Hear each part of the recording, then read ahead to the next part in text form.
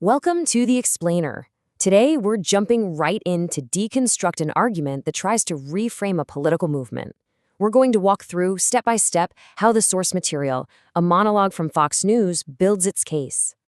So, everything really hangs on this one core idea. The main claim here is that certain political actions have totally crossed a line, moving way beyond protest into what should be seen as a direct challenge to the government itself. All right, to really get how this argument is put together, we're going to break it down into 5 key pieces. First, how it even defines this insurgency. Second, how it uses a specific person's story. Third, where it places the blame. Fourth, how it defends law enforcement. And finally, what it claims the ultimate goal of this whole movement is. Okay, so first things first. The source has to lay the groundwork for its big claim. And it does that by showing a bunch of quotes from activists and speakers, framing them as proof of a coordinated and even armed movement. The argument kicks off by highlighting language that it sees as a call to arms. The monologue doesn't present this as just, fiery political talk. No, it's presented as a literal instruction for people to grab their weapons, framing the whole situation as a dangerous escalation. And this next quote really builds on that last idea.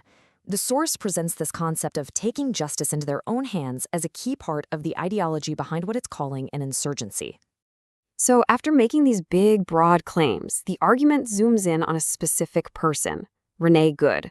Her story is used as a real-world example to frame this entire conflict through a very particular lens. And you can see a really sharp contrast being drawn here. On one hand, the source presents what it says is the Democrats' view of Good, an innocent victim. But on the other hand, it gives its own description, a radical activist intentionally trying to interfere with federal agents. Now, the conclusion the source wants you to draw here is absolutely critical to its whole argument. It makes a direct link between political language, what it calls a demonization campaign, and a person's death, placing the blame on both the individual's own actions and the political climate. Okay, so after digging into that one specific case, the monologue pulls the lens back out again. Now it wants to identify who it believes is really responsible for creating this entire environment in the first place.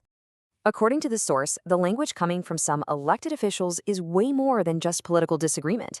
It's arguing that by calling law enforcement a federal invasion and vowing to make opponents pay, these words are actively fueling what it calls a burgeoning insurgency. And then the argument makes a big pivot. After laying out the supposed threat, it shifts gears to defend the federal agency at the heart of this conflict, Immigration and Customs Enforcement, or ICE. To back up its defense, the monologue points to what it describes as specific confrontations happening on the ground. The picture it's painting is that law enforcement officers aren't the aggressors, but are actually the ones being besieged by hostile, organized groups.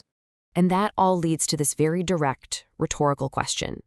It's designed to flip the script, to challenge the idea that ICE is the aggressor, and to suggest that maybe, just maybe, they're protecting the community from a different kind of threat. To really hammer this point home, the source presents this list. It shows individuals apprehended by ICE and highlights their very serious criminal records. The argument here is pretty clear.